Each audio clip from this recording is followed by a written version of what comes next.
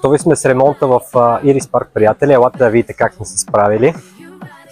Има малко оранжев латекс, останал от предишния обект, но това ни е работата. Апартаментът не е напълно готов, но вече хората се нанесоха. Реално ние нашата работа си я свършихме. Ето шпакловка, тапети, окачени тавани навсякъде, плочки във всички помещения, баните с градени структури. Също така много приятно скрито осветление. Ето го тук. Реално хората трябваше да се нанасят, тъй като идва 15 септември, децата са на училище и общо взето нямаше време за губене, затова и бяхме доста експедитивни.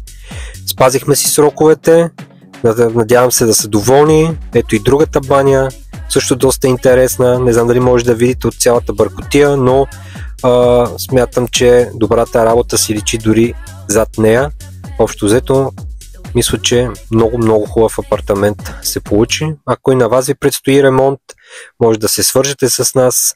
Общо взето покриваме всички аспекти на строителните дейности. Ето виждате тук как се получи трапезарията. Ако ни поканят на гости по-късно, ще ви покажем вече и с мебелите. Тогава ще има доста по-завършен вид. Пишете ни!